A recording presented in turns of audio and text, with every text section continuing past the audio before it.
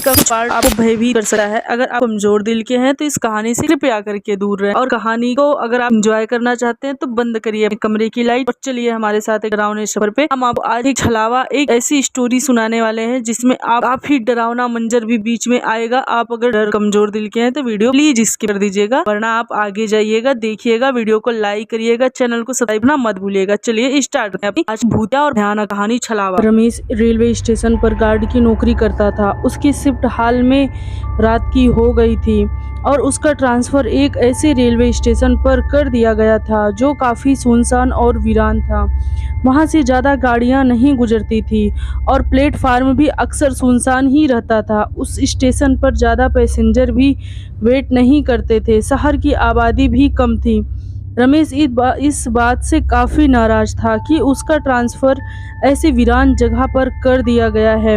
एक रात रमेश खुद से ही बड़बड़ाता हुआ चला जा रहा था।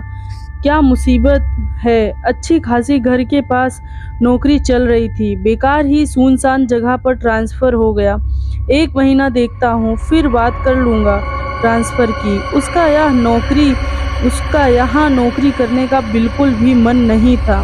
हाथ में लालटेन लिए और दूसरे हाथ में डंडा पकड़े हुए वह प्लेटफार्म के चक्कर लगा रहा था। बीच बीच में सीटी बजा देता। एक रात की बात है, उस रात गार्ड प्लेटफार्म पर उसके अलावा और कोई नहीं था। रात के 2 बज रहे थे। रमेश ने देखा कि एक आदमी बेंच पर बैठा हुआ था। ठंड का मौसम था और वह आदमी ठंड से कांप रहा था। रमेश उसके सामने जाकर खड़ा हो गया और उससे पूछताछ करने लगा। कौन है भाई? उसने देखा कि आदमी को ठंड लग रही है। वह आदमी कुछ बोल नहीं रहा था। उस आदमी ने कुछ नहीं कहा। अरे कुछ बताओ भी, कौन हो? आदमी बस ठंड से कांपा जा रहा था। उसने उससे अपने बैग से एक शॉल निकाल कर दे दिया। आदमी जैसे ही रमेश की तरफ बढ़ा, रमेश डर गया। उस आदमी का चेहरा ही गायब था। रमेश वहां से भागकर वेटिंग रूम में आ गया। उसने जो देखा था उसे अपनी आंखों पर यकीन नहीं हो रहा था। वह फिर से कुछ देर बाद उसी जगह पर चेक करने गया तो उसने देखा वहां कोई भी नहीं था, बस उसका शॉल गिरा हुआ था। उसने वह शॉल उठाया और सुबह घर लौट गया। वह इस हादसे को एक बुरे सपने की तरह भूल गया था। इतनी सुनसान जगह और इतनी गहरी रात, बुरा सपना ही होगा। रमेश तो इस वीराने में अपना मानसिक संतुलन खो दे। उसने सोचा कि उसे नींद आ रही थी और उसने नींद में सपना देखा। अगली रात वह फिर से ड्यूटी दे रहा था, प्लेटफार्म के चक्कर लगा रहा था। रमेश टहलता हुआ थक गया तो एक बेंच पर बैठ गया। उसने थोड़ी घड़ी देखी तो 2 बज रहे थे। कुछ ही देर बाद उसके पीछे से किसी के चलने की आवाज़ आई। उसने लालटेन से पीछे मुड़कर देखा तो वहाँ कोई भी नहीं था। रमेश को लगा कि उसे नींद आ रही है। उसने चारों तरफ देखा और आंखें बंद कर ली। फिर वहीं कुछ देर बैठे बैठे उसकी आंख लगने लगी। तभी एक हाथ उसके कंधे पर आया और उसे जगाने लगा। पहले तो उसने ध्यान नहीं दिया, लेकिन फिर से ऐसा हुआ तो वह चौंक कर उठ गया। उसने चारों तरफ देखा तो वहाँ कोई भी नहीं था। रमेश को लगा कि उसने फिर से कोई बुरा सपना देखा है। रमेश यह सब सोच ही रहा था कि उसे पायल की आवाज़ आई।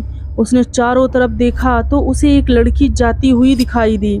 रमेश उस लड़की को आवाज़ देकर रोकने लगा। रुको, अरे सुनो, रुको। वह जैसे ही उस लड़की के पास गया तो वह लड़की गायब हो गई थी। रमेश इस बार घबरा गया था। उसके माथे का पसीना साफ बता रहा था कि वह बुरी तरह से डर गया है। रमेश ने यह बात फिर से किसी को नहीं बताई, लेकिन उसे प्लेटफार्म पर ड्यूटी करने से डर लगने लगा था। अगली रात रमेश एक ही जगह खड़ा रहा। उसने स्टेशन का कोई चक्कर नहीं लगाया। कुछ देर बाद रमेश के पास एक आदमी आकर खड़ा हो गया और ट्रेन के बारे में जानकारी लेने लगा। रमेश को लगा कि कुछ गड़बड़ है।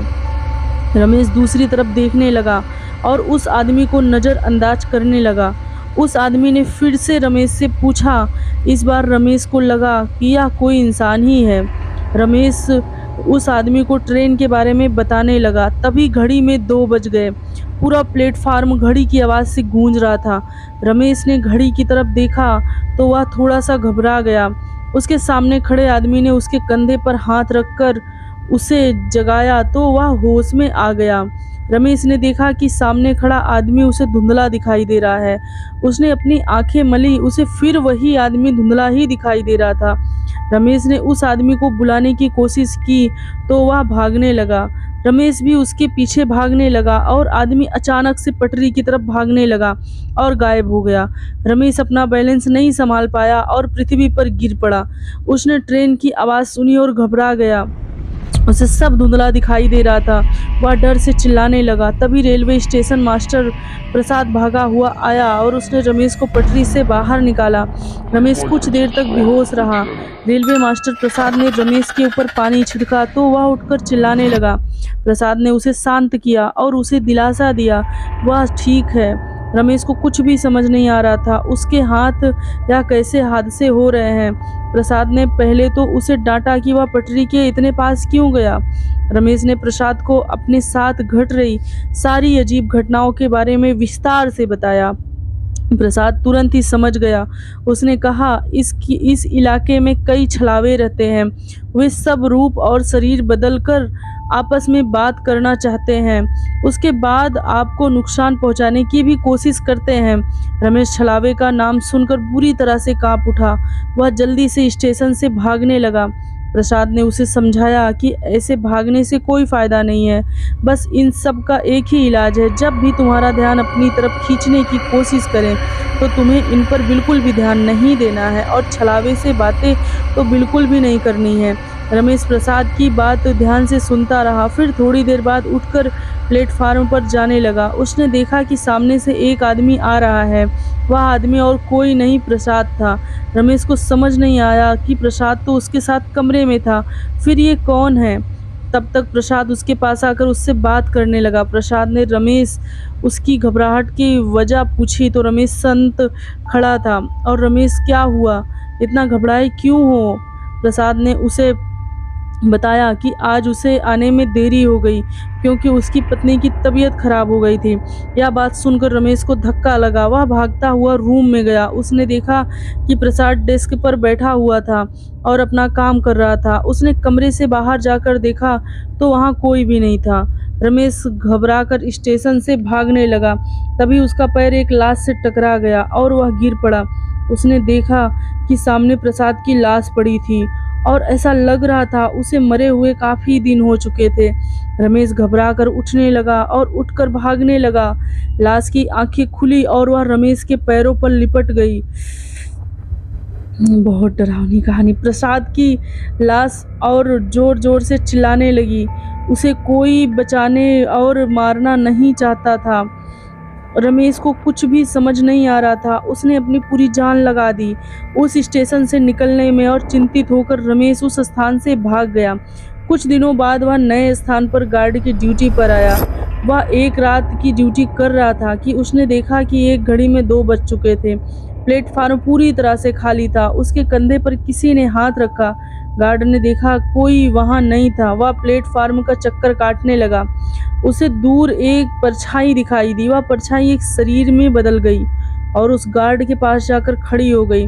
गार्ड ने पीछे मुड़कर देखा और उसके सामने रमेश खड़ा था। तो ये होता है छलावा दोस्तों। या आपके साथ भी कभी ऐसा हुआ है? और हमें कमेंट सेक्शन में ज़रूर बताइएगा इस कहानी का कौन सा पार्ट आपको सबसे डरावना महसूस हुआ। मुझे तो सुनाने में भी बहुत डर लग रहा था।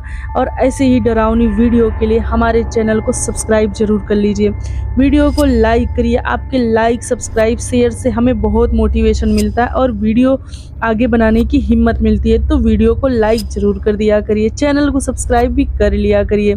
ऐसे ही नई नई डरावनी वीडियो हम रोज़ अपने चैनल पे अपलोड करते रहते हैं, लेके आते रहते हैं।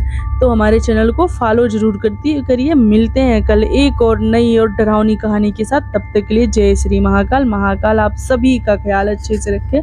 खुश रहिए, मस्त रहिए और ऐसे ऐसे हॉरर स्टोरी सुनते रहिए। जय श्री महाकाल।